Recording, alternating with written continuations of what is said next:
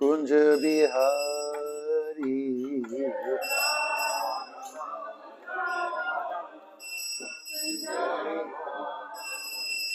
Jaya Radha Madhava Kunj Bihari.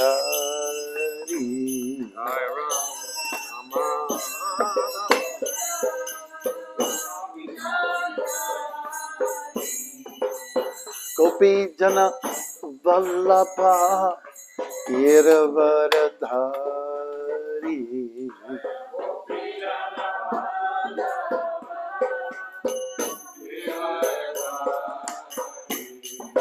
Gopi Jana Vallabha Girvaradhari.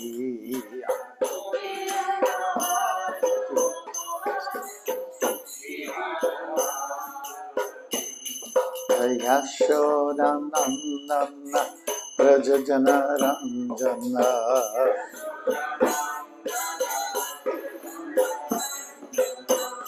Yashodanandana Brajajana Ranjana.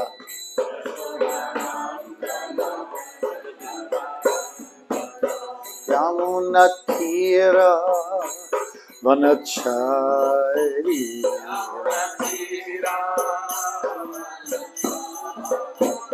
Yamunatira Vanachari.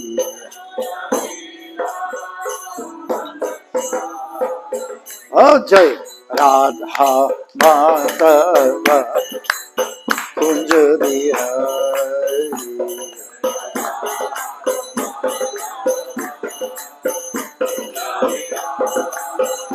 Jaya Radha Madhava Kunj Bihari.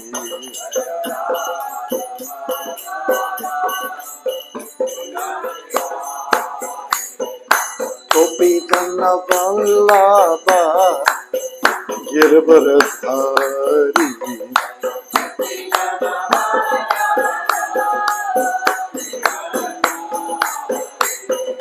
Gopi Jana Vallabha Girvaradhari.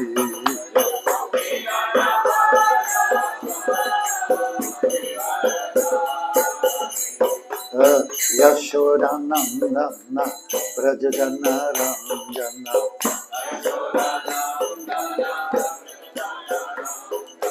Yashodanandana Brajajana Ranjana.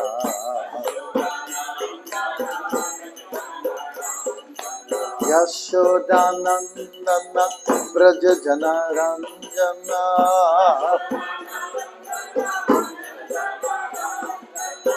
Yashodanandana Brajajana Ranjana.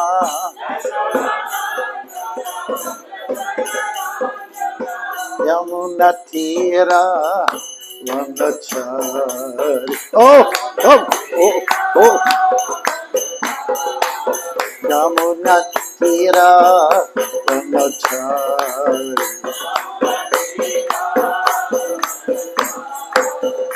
Jaya Radha Madhava Kunj Bihari.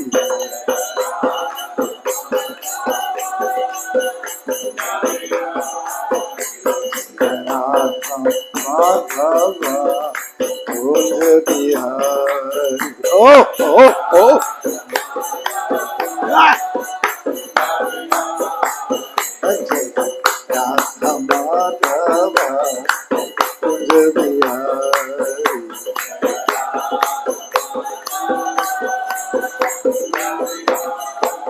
Jaya Radha Madhava Kunj Bihari.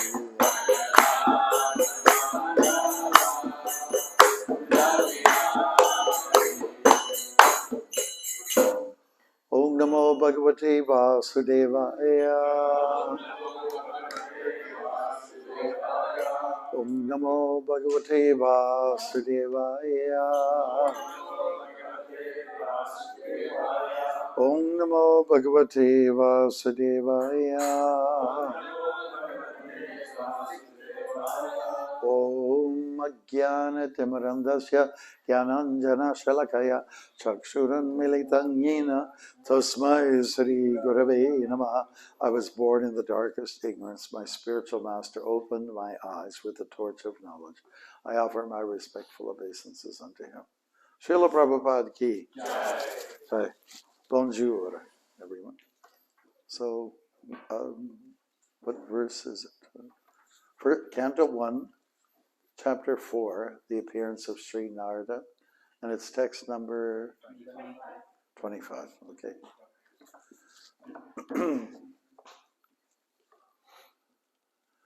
Stri Shudra Divya Bandhu Nang Triyana Shruti Gochara Karma Shriyasi Mudanam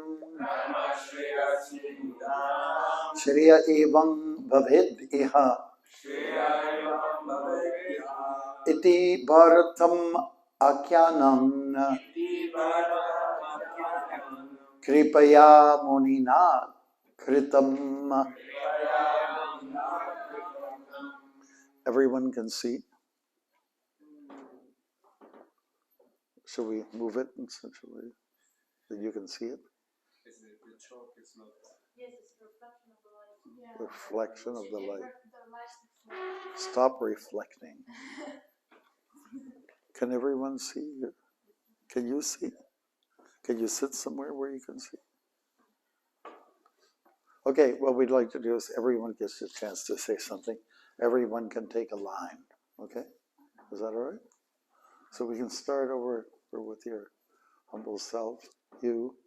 Boom, boom, boom, boom, boom, boom, all the way across. Okay? Shruti, let's see. Shruti Gochara. Okay. Okay, he's got his phone. Okay? Can you see? Okay, I can see you too. Should we move it back a little bit? We just want to get everyone's participation, that's all. Is that better? Is it better? See? We? No? We. Oh yeah, wet. Yeah. Okay.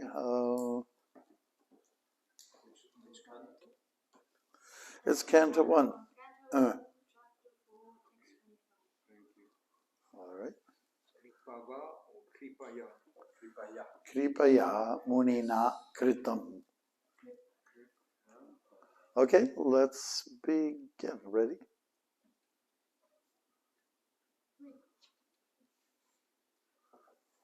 Do you start? Okay.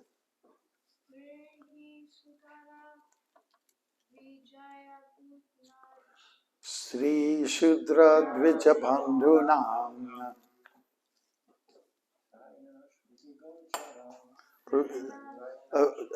Let's just go and it works. It just works. Give me a chance. Okay.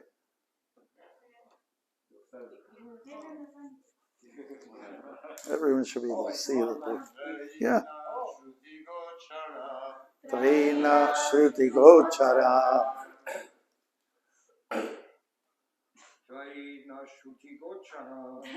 Karma Shriyasi Buddhanam. Well, let's start again. Okay, let's start again. Everybody can see the board. See? Okay, it's okay. Use your phones, whatever. Okay. Start again.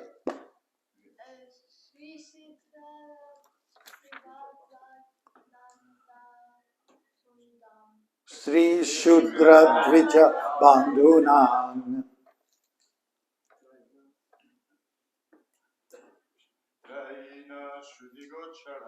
Tarina Shruti Gochara. Karma Shriyasi Mudanam. Shriya Evam Bhavedya.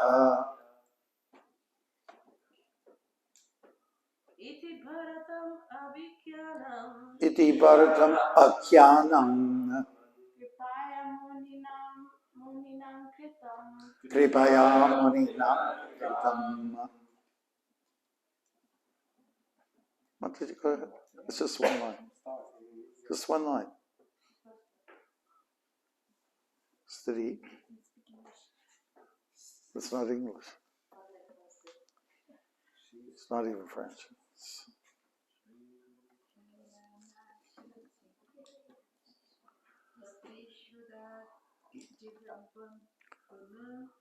Stri Shudra Dvija Bhanunana Trina Shruti Gochara. Huh, come on.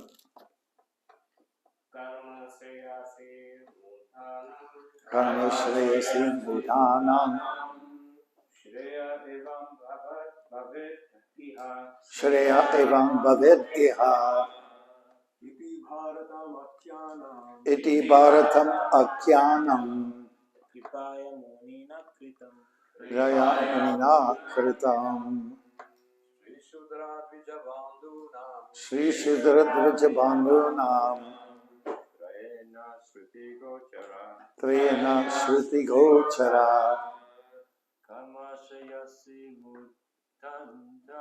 Karma Shreyasi Bhutanam Shreya Evam Bhavid Iha Iti Bharatam Akyanam Kripaya Munina Kritam. Stri, the woman class. Shudra, the laboring class. Dvijabandhunam, of the friends of the twice born. Trayi, three. Na, not. Shruti Gochara, for understanding. Karma, in activities. Shreyasi, in welfare. Mudanam, of the fools. Shreyaha, supreme benefit. Evam, thus. Bhavet, achieved. Iha, by this. Iti, thus thinking. Bharatam, the great Mahabharata. Akyanam, historical facts. Kripaya, out of great mercy. Munina, by the Muni. Kritam, is completed. Translation. Out of compassion, the great sage thought it wise that this would enable men to achieve the ultimate goal of life. Thus he compiled the great historical narration called the Mahabharata for women, laborers, and friends of the twice born. Répétez, s'il vous plaît. Out of compassion, the great sage thought it wise that this would enable men to achieve the ultimate goal of life. Thus he compiled the great historical narration called the Mahabharata for women, laborers, and friends of the twice born. And purport by His Divine Grace, A.C. Bhaktivedanta Swami Prabhupada. Okay. The friends of the twice born families are those who are born in the families of Brahmanas, Kshatriyas, and Vaishyas, or the spiritually cultured families, but who themselves are not equal to their forefathers. Such descendants are not recognized as such for want of purificatory achievements. The purificatory activities begin even before the birth of a child, and the seed-giving reformatory process is called Garbhadana Sanskara. One who has not undergone such Garbhadana Sanskara or spiritual family planning is not accepted as being of an actual twice-born family. The Garbhadana Sanskara is followed by other purificatory processes, out of which the sacred thread ceremony is one. This is performed at the time of spiritual initiation. After this particular sanskara, one is rightly called twice born. Okay. I'll charade it out. One birth is calculated during the seed-giving sanskar, and the second birth is calculated at the time of spiritual initiation. One who has been able to undergo such important sanskars can be called a bona fide twice born. If the father and mother do not undertake the process of spiritual family planning and simply beget children out of passion only, their children are called Dvija Bandhus. These Dvija Bandhus are certainly not as, I'm charading it for everybody, intelligent as the children of the regular twice-born families. The Dvija Bandhus are classified with the Shudras and the women class, who are by nature less intelligent. The Shudras and the woman class do not have to undergo any sanskars save and except the ceremony of marriage. The less intelligent classes of men, namely women, Shudras, and unqualified sons of the higher castes, are devoid of necessary qualifications to understand the process of the transcendental Vedas. For them, the Mahabharata was prepared. The purpose of the Mahabharata is to administer the purpose of the Vedas. And there, within this Mahabharata, the summary Veda of Bhagavad Gita is placed. The less intelligent are more interested in stories than in philosophy, and therefore the philosophy of the Vedas in the form of Bhagavad Gita is spoken by Lord Sri Krishna. Vyasadeva and Lord Krishna are both on the transcendental plane. Yeah. And there they collaborated in doing good to the fallen souls of this age. The Bhagavad Gita is the essence of all Vedic knowledge. It is the first book of spiritual values, as the Upanishads are. The Vedanta philosophy is the subject matter for study by the spiritual graduates. Only the postgraduate spiritual student can enter into the spiritual or devotional service of the Lord. It is a great science, and the great professor of the Lord himself in the form of Lord Sri Chaitanya and persons who are empowered by him can initiate others in the transcendental loving service of the Lord. Hari Bol. Thank you very much for helping out.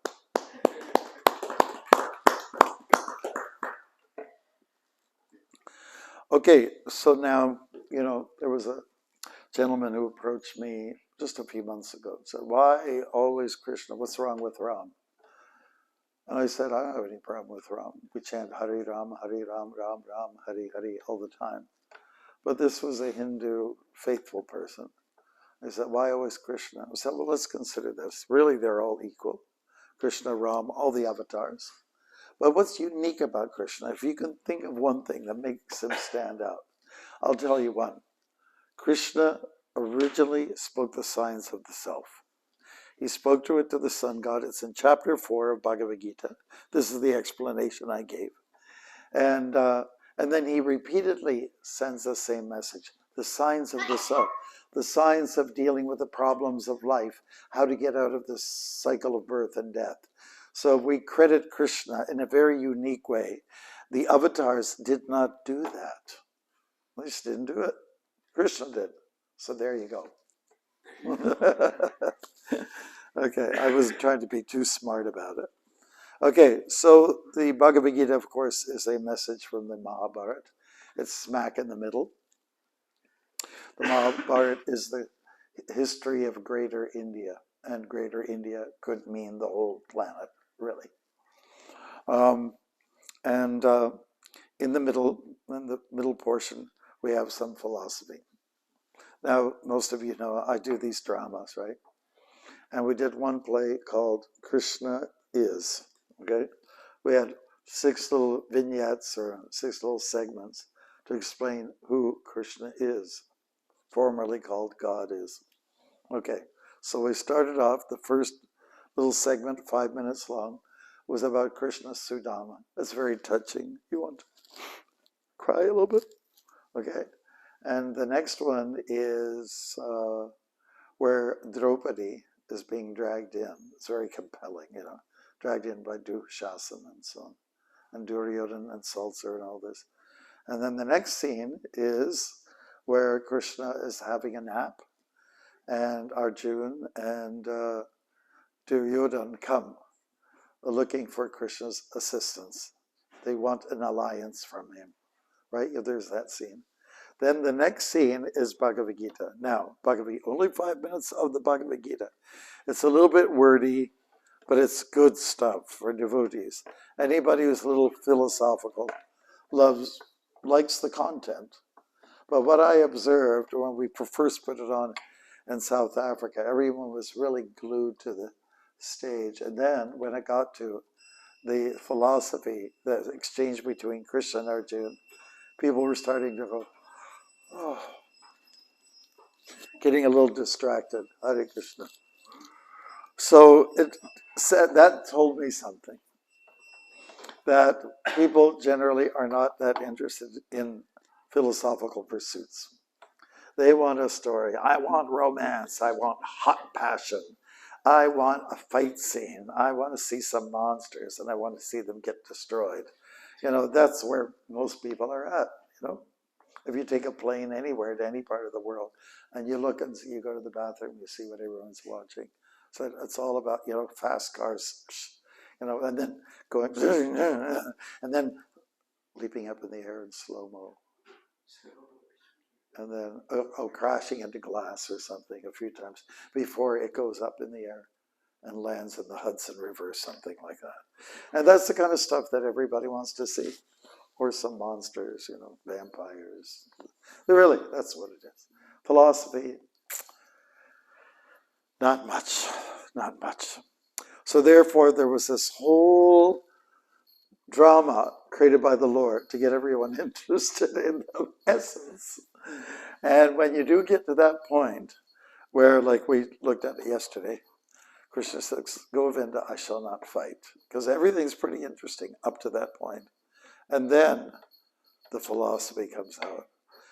And for some people, I'm not criticizing any of you, but here's the time to take a nap for some people, right? Okay, so since the compelling stuff, the intriguing stuff, like, any stories that has to do with like a palace or a castle, there's all kinds of intrigue. And I'm sure before the devotees bought this, there was intrigue. There's always trouble in the palace, So, anyways, this is not, to the general public, it's not interesting to most folks. So to simple people, which is almost everybody, like when we talk about women, it also means almost every man too. There were only a few Brahmins in society. They were the only ones who could read and write. Everyone else led a simple life. To be honest with you, that's the way it was, right? It's not that everyone was highly educated. It was that most people were not. They were just caught up in day-to-day life, surviving and doing pious work. You know the formula, dharma, artha, kama, moksha.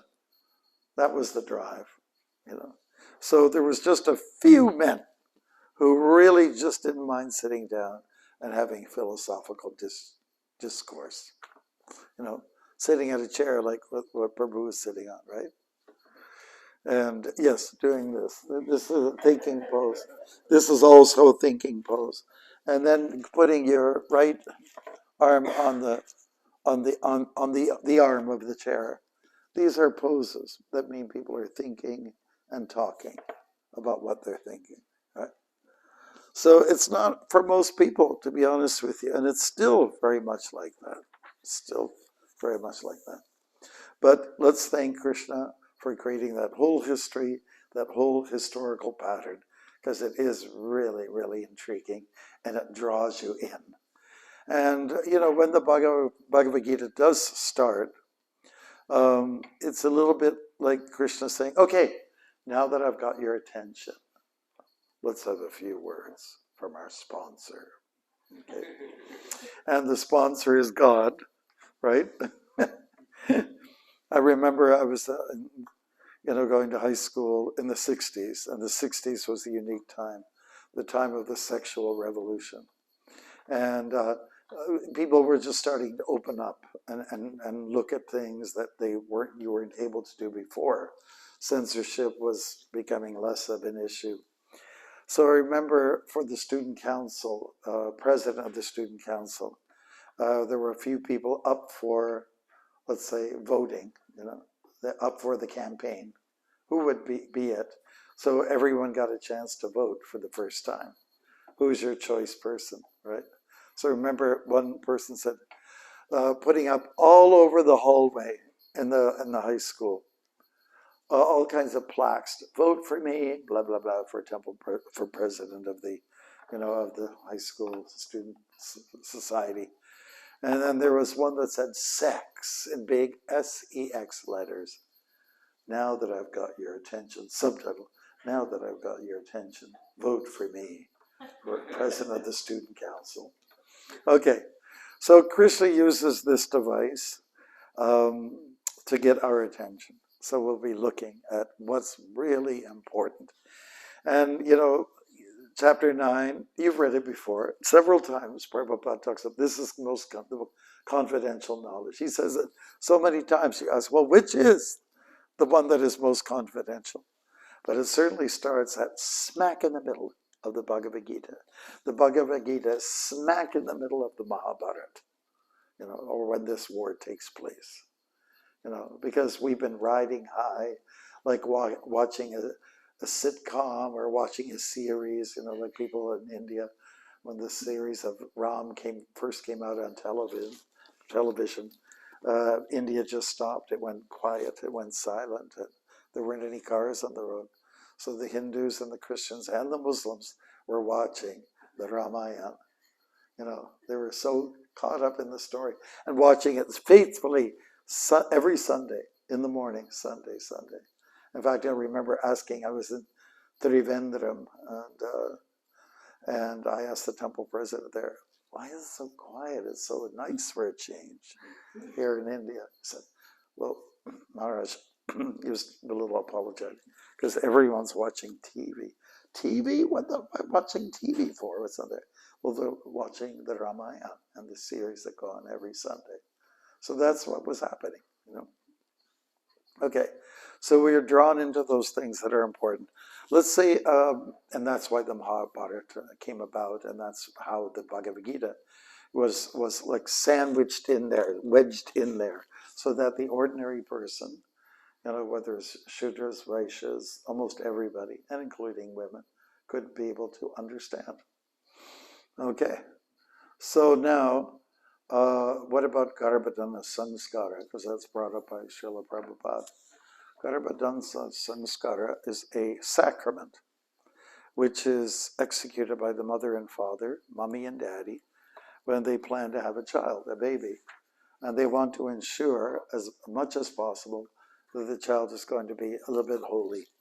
There will be some piety, that it will be a dharmic child.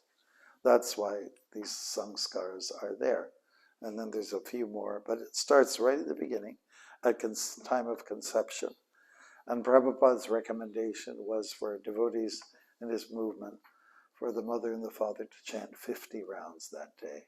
50, not 15, 50, which takes a few hours. And I've known some devotees who've been very serious about that. How the kid turned out, I don't know. But, when there's definitely a positive effect that takes place when you do something for the child during pregnancy, starting at conception. There's a sentient being happening over here, And when the egg and sperm come together, something magic happens, especially if there's good vibrations, mantras, Vedic mantras, Beautiful mantras. Om Namo Bhagavate Vasudevaya. And what let's try. Hare Krishna, Krishna Krishna, Hare Hare, Hare Rama, Rama Rama, Hare Hare. So that's the result. What happens, what comes out of that is you're born. And then there's another kind of birth that Srila Prabhupada emphasizes, one that's also necessary in society, is the Dvijabandhu, that, well, let's say the idea of real birth. Real birth comes from when you meet your guru, who's like a father, and who guides you, who's like a coach, and he's a cheerleader, and he's a guide. What else? A mentor. You're a well-wisher. All those things wrapped in one. Isn't it a good idea to have somebody like that in your life? What do you think? It's better to say "oh," and then the right answer may come out. Okay, so it's good to have that. It's really good to have an extra person in there who offers, direction, the way forward. That's really important. So the Prabhupada highlights that to some degree here. So the Bhagavad Gita is for everyone, but as is indicated in chapter 2 of the Gita, some people ponder what is the nature of the soul and what's its purpose here. And they give it some thought, they deliberate on it, and they process it. And then, but after processing, it says, nah, it's too boring. I've got other things to do. And they dismiss it. But then there are those people who actually prioritize, and they say, well, the soul is important. After all, that's what I am. I'm not the body. I'm not the machine. I am the driver behind the machine. That's what I am. So just getting down to basic information, it's really important. We hear from the sutras, the Puranic phrases that, we're not these bodies. And such is the information that comes to us. What else we can say? This chapter is called The Appearance of Sri Narada, and Narada appears in the life of Vyasadeva. Vyasadeva ran into some difficulty. He did a great work for the world. He had done a great benefit, and that was to make the Vedas available. And the Vedas are for what purpose? Vedaischa sarvaya aham eva vidya, Vedanta krid vedavid eva chaham. The purpose of the Vedas is to know God, right? And so it's important. But initially, the Vedas were, was information that was available to oftentimes the high-browed brahmanas, and wasn't available to everybody. The brahmanas, it was like their monopoly, and they didn't always speak. In fact, if you go and you compare the temples in ISKCON to some of the temples, the Hindu temples, in a lot of the Hindu temples, they do not emphasize philosophy. It's really more about some puja, some ritual, and you can put your prayer out there. Please, young guy who says, please, Krishna, give me a nice seat. Or a student goes in there, please, Krishna, I pray that I'll pass the exam. Please, my Lord, please pray so I get my PR, my permanent residency, etc. Things like that. People pray for all kinds of stuff, And but people don't often come to the temple for an educational, transformative experience. And definitely, this is what ISKCON should be, to a large part, all about. It's an educational place. It's just not a place of worship or rituals. Do you agree with me? Yeah. That it's supposed to be a place where you become enlightened and you become lit. And that's how Prabhupada set it up. He liked for us to hear classes every day, the Bhagavatam, for instance. He personally got devotees involved in that. Bhagavad Gita, for instance. And when you were a young person and you came in to study and to learn, you'd have a few other classes on top of that. Nectar of Devotion, Teachings of the Lord Chaitanya. Those are the 4 main books that Prabhupada kind of emphasized. If you can get those 4 books down in your head and apply them, you're doing really good. You're gonna go places. So Bhagavad Gita, Srimad Bhagavatam, Teachings of Lord Chaitanya or Chaitanya Charitamrita, and Nectar of Devotion. Those are the 4 books that will help you to know everything, practically, all that you need to know, anyways. Now, Srila Vyasadeva was in a little quandary. He felt not fulfilled. And so he went to his guru, and his guru told him, I'll tell you where there's something missing. You did a good job by presenting the Vedas. There are 4 sections of the Vedas, and they're meant for people of different backgrounds. But you have failed to glorify the Lord sufficiently. There's not enough praise or not enough gratitude expressed. So then Vyasadeva, took that to heart, and after some time he compiled what we call the Srimad Bhagavatam, also known as the Bhagavad Purana. And devotees all over the world relish going over the stories. All the Das Avatar explained, every last one of them in the Bhagavatam. And of course there's more avatars. Did you know that there's, at least in the first canto of the Bhagavatam, there's a list of at least 20 avatars, not just Das, not just 10, but Das times 2, right? And then a little more information is given. There are as many avatars or incarnations as there are waves on the ocean. So I tried counting the waves on not an ocean, but one of the great lakes in Canada called Lake Superior. It was a summer day, and it was very hot, and the lake is quite cold. It's very hot outside. The sun burns you on the beach, on the bottom of your feet. Finally, you go into the water, and it's icy. It's really icy. But after having a good swim, I stepped back and said, okay, the Bhagavatam says there are as many avatars as there are waves in the ocean. This is not an ocean, but it could pretty well be. So I started counting that 1, 2, 3, 4. And after I got hypnotic, it was hard to keep track of them. But I can just tell you for a fact that there's lots of waves, and it's hard to keep track. So the Lord is God extraordinaire. He can produce as many avatars as he wants. It's actually very possible to do that.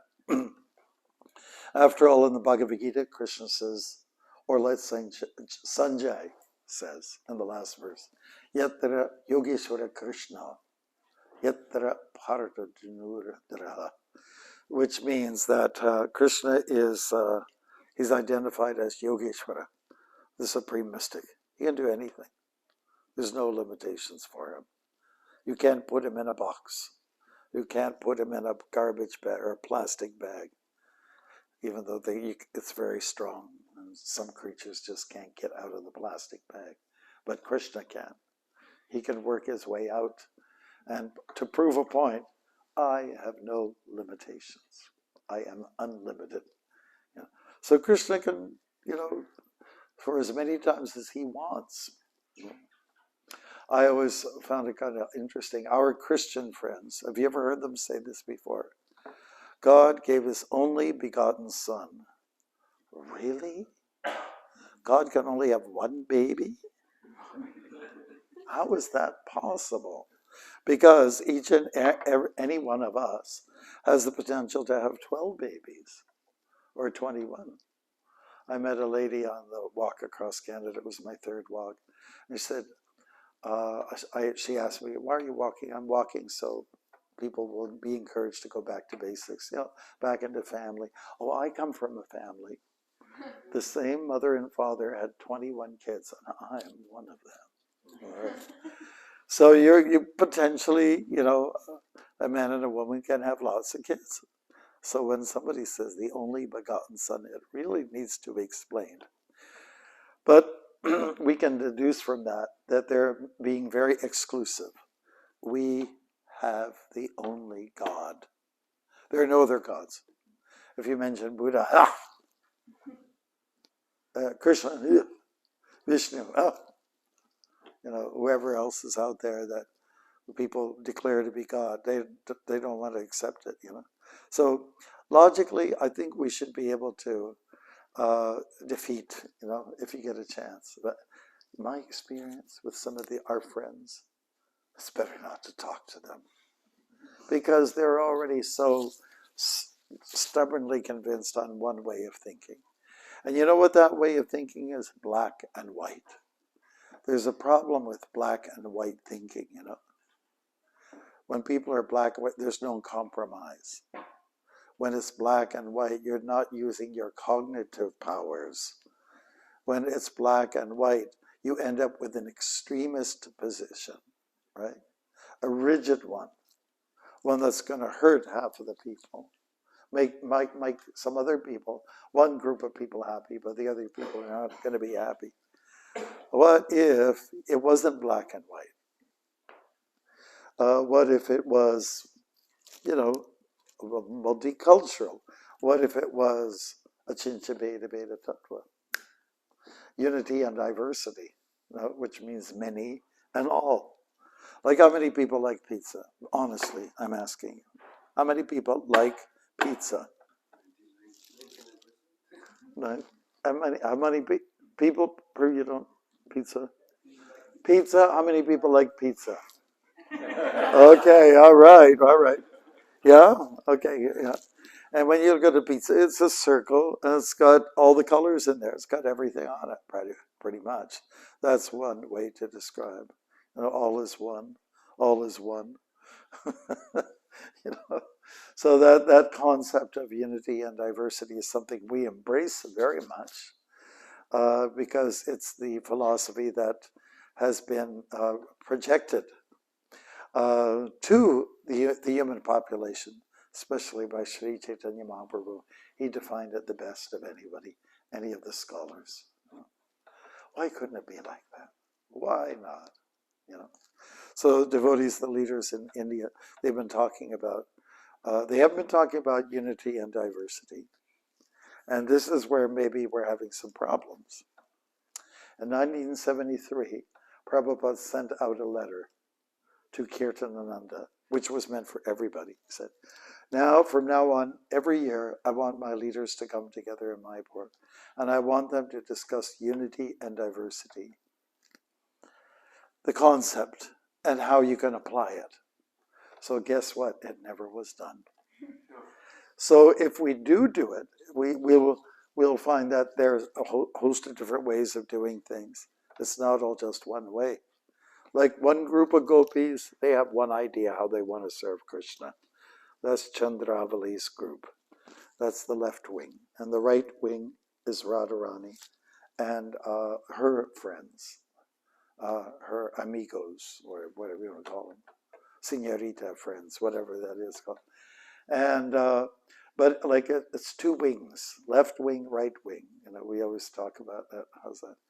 Our current president in the United States doesn't recognize that, the east, this wing and that wing, and therefore the bird doesn't fly. Birds don't fly on one wing.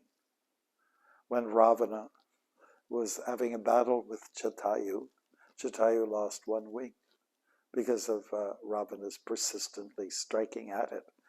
And so he couldn't move anymore. He was not mobile. Poor Jatayu. So ISKCON was created with that in mind, a sort of democratic system, where we can talk about different angles, different ways of looking at things. Prabhupada wanted us to be independently thinking, but not necessarily independently acting. So you can independently think, and you might do things a little bit different, but the core values must always be intact. What are some of the core values? Here, I'll ask you. Does everybody believe that Krishna is God? Is that okay? Okay, great. God is blue. Okay. Does everybody agree, I'm not God, or I'm not Krishna? Okay, so those are the kind of basic principles that we all embrace. We say, oh, this is okay. We all agree. How to serve Krishna or how to serve the founder Acharya might be just different approaches like that. And there sometimes are different philosophical points of view, but the core values should be there. When Krishna says in the Gita, and he says it more than once, this is my opinion, that means he recognizes other opinions. He recognizes that people think independently, and that's okay, and still believe in core values. Yeah, so that makes for a good, strong, healthy ISKCON. Otherwise, our community could be very much, yes, Prabhu, yes, I will go, and I will wash the pots. Can I go now? Yes, yes, I will go. And then, okay, like robotic. Okay, and the problem with being robotic-like or zombie-like is that the heart hasn't really been activated, and the intelligence also hasn't been activated. These two muscles, which are very important in people's bodies, are just that, very important for us to embrace and to do something with. Yeah. So when it is said that the Mahabharata, the story was produced to captivate the minds of the simpletons, there's truth to that. But we also have to understand what's inside of the Mahabharata, what's inside of this great story, the history of mankind, womankind too, humankind. That's the safe politically correct way. Humankind. It's a great story. It really is. And it's very, very believable. It's very believable. And I think everybody in this room has a favorite pastime from the Mahabharata. Is that true? Like, what about Abhimanyu going into the Vyuha and then getting, abused? I mean, that was hits your heart, right? And then he was mercilessly killed. So that is something that hits your heart. There's a lot of good stuff in the Mahabharata, a lot of good stuff, and we all have our favorite story. But those stories are, let's say, they are a hook for us. They get us ensnared, they get us, let's say, so wrapped up. They're so absorbing that we cannot leave them. We won't leave them. Yeah, and while we're going through the Mahabharata, the most important thing is really what Krishna has to say to Arjuna and where we fit into the Mahabharata. Can you think about that? Are you, Prabhu, in the Mahabharata? Is your name there? Are you one of the warriors?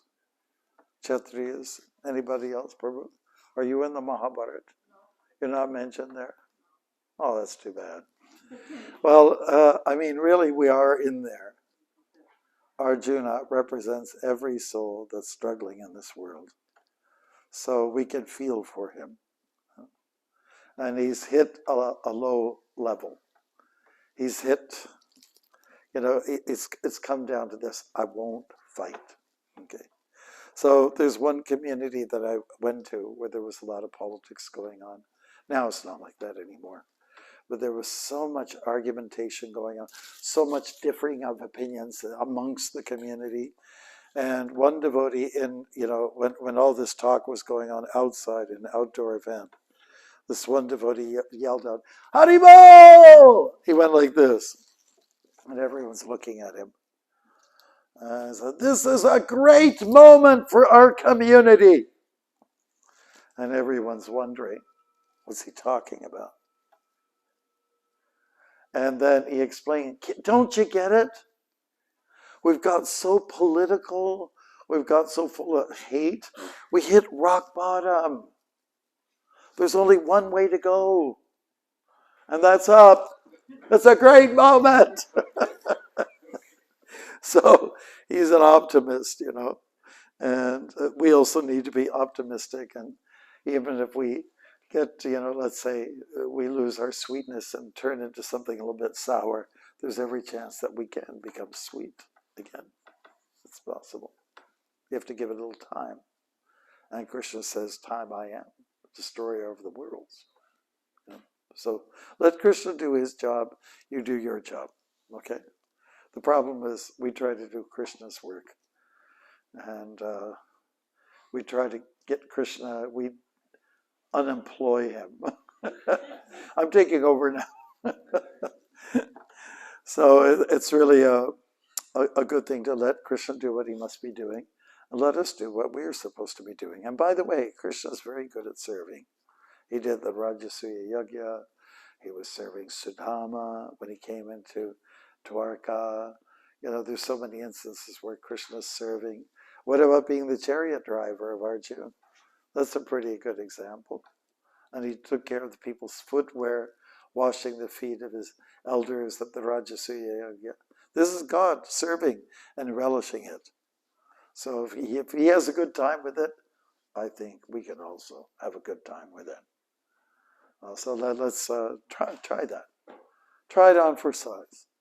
Try service, not in the mode of passion or not in the mode of ignorance. Because when Kapila Muni was talking to his mother, he was explaining devotional service in the three modes. And of course, the best one is in the mode of goodness, right? And from there, it's a springboard whereby you can get to the mode of pure goodness, Vishuddha Sattva. So let's be sattvic in what we do. Let's be thoughtful. And of the three energies, Sattvagun, Rajagun, Tamagun, the mode of goodness, that energy is the best. So that we try to employ as much as we can, and stop thinking we're God, that I deserve, I'm entitled. Let's give that nonsense up. It hasn't worked for anybody ever, and it won't in the future, and it isn't now. Okay, good.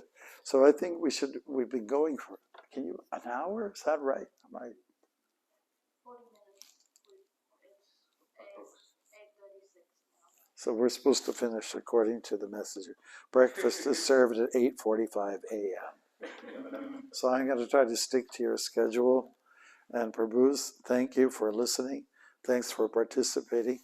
Thanks for everyone saying a line from the verse. Everyone had a crack at it. And Mataji, she was very shy, but she went ahead and did it anyways. Now she won't be shy the next time around. Yes, Haribol. So we're going to congratulate you.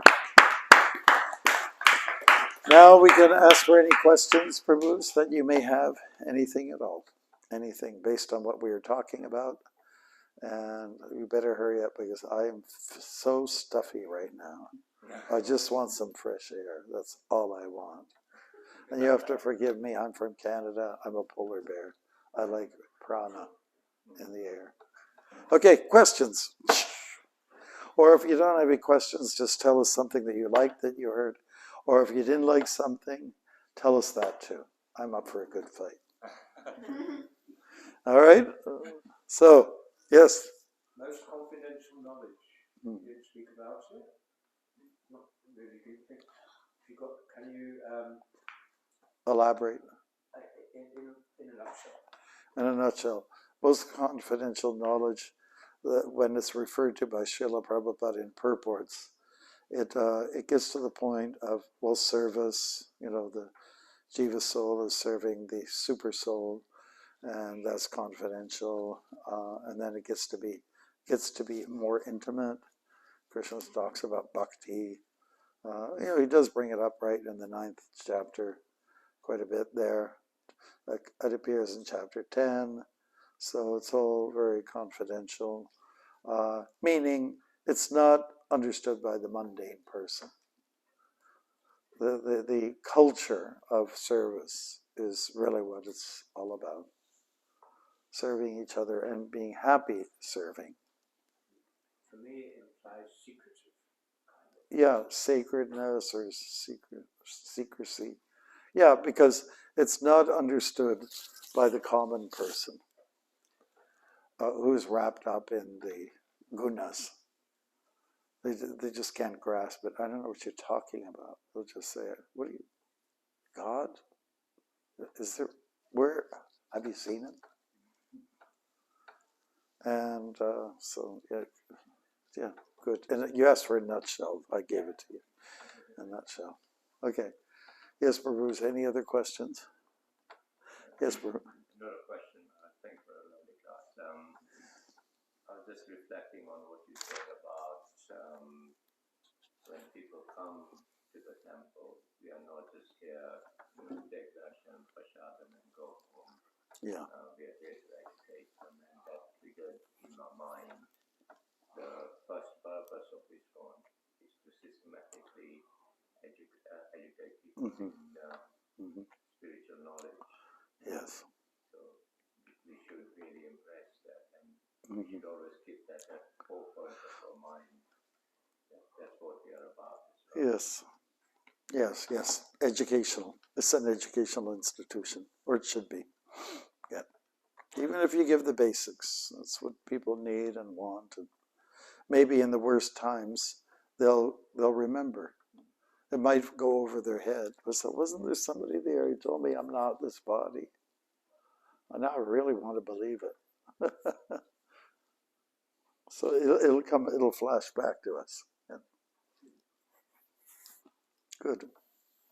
Anything else before breakfast rolls out? There was this part where you mentioned the spiritual master and the guide. So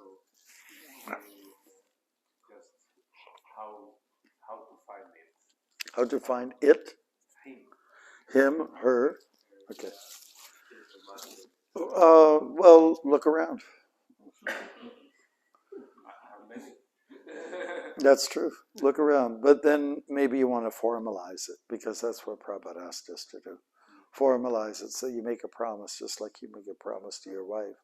You say, I'm with you all the way through thick and thin, in sickness or in health, like that. You make that kind of commitment. And you do that with someone who's going to guide you as well. So look and find someone that will practically be there for you. Not somebody who lives in the moon and comes by once in a while. I'm going to be a little sarcastic here. But somebody who's going to be around, that's the best is some local person who can help you. Somebody who's, in the Buddhist philosophy, they say on the second mountain over, the guru is, not right there next across the street, but somebody you can go to occasionally, or somebody who comes to you occasionally. Let's be very realistic about it. Is that realistic? Yeah, yeah. I'm not. I mean, it's a choice that devoted people have to make, and I think it's best to have someone who's really going to be there for you, not just to pick and choose. Oh, that guru looks cute, and I like the curls in his hair, or something like that. It's not like that. It's so he's the one with all the disciples, so that means he must be good. It's not about popularity. It's about being very practical. Someone who actually give you good lessons. Yeah. Is that okay? Anybody else? Yes, Bruce. It's a little controversial to say that in this age people are not attracted to philosophy. Yes. So we have to expose to these stories, and yes. say that we are inviting the people to get educated in. Yes. How practically we do that? How do we do that? Usually we do it through good food, nice people, good, nice sights and sounds, where everything's clean, peaceful, safe. Those are the things that attract people to places. And then while you're here, let's have a little chat. Let's talk about, let's say, identity crisis. because that's where a lot of people are at. So just help them. But I think all these other peripheral things do bring people in. And Prabhupada always used the word nice. So make it nice. Make the grounds nice. Make everything nice and clean. And nice deities. And nice prasadam. And nice everything. Everything's nice. So when everything's nice, they'll come around. And then you get them attracted to the books, the philosophy. So it looks like you have to do all this, even external arrangement in order to get them to come. And by the way, we have good parties. Yes. Just referring what he asked, I want to share an experience. In Nandagram, Cantabria, we have a small temple, small community, and we do these mantra workshops. And we do them like in yoga places and so. And then we basically did study the Maha Mantra, and then some people sometimes come. So this one lady came once, and these people are not devotees. They are really not. they are like normal street people. So when she came, the devotee who was in the class, he was talking about Varnashram. And I thought, this is a subject that is not for a beginner. This is complicated. But she sat down and she started listening. And I was so impressed and surprised, just because of the way that he was presenting it. She felt related to it. She said, yes, I am a Shudra, just because he connected the Shudra caste to service. Shudras serve society. You are doing this as a service. And she related this to as a very positive thing. And then she enjoyed the whole thing. I was so impressed. Jai, thank you for sharing. Bravo. To everyone. And we have one more person who had a question. One more in the back. Oh, yes. Maharaj, would you like to share a little bit about your walking around the world? What's going on now? Walking around the world. Well, how many hours do you have? I mean, we are having a program tonight. I think everyone's welcome, if I'm not mistaken, at Madan Gopal's place. We can talk a little bit more about that. But I just want to say, I felt that walking was something that will benefit me and other people I meet along the way. I would encourage people to do more walking and make America great again. And it was good for my health. And it was a green statement. So, walking and doing the very organic thing. Because everyone's, everywhere I go, bound. Everyone's bound in a car, practically. Or a bicycle, if you're from the Netherlands. Everyone's got a bicycle, and they think they're the king, But great experience. I'll be happy to give you a book if you want to read about it. Would you be interested in that? Is that okay? All right. Everyone else is okay? Okay, we'll see you at 5 o'clock tonight at Madan Gopal's place. And I believe everyone's supposed to come. And there's... I don't know how we get there. I mean, I had come, but I don't know. It takes around 3 hours. You take it. It takes around 3 hours to go there. By foot. Well, Madan Gopal, I recommend you, take a bike or a car. Yeah. Well, ask somebody around, who knows, maybe information. We have a car and we have two seats available if anyone wants to come. Okay. Great. I want to thank you all very much. We'll see you at 5. I'm going to throw this garland out there. And I have some idea where some of you sit, but I'll try to be as impartial as possible. Okay? Oh, Mataji! You got blessed twice. Thank you, Prabhu. Vancha kalpatarubhyascha kripasandhubhyevacha patitanam bhavanebhyo vaishnavebhyo namo namah. Hare Krishna.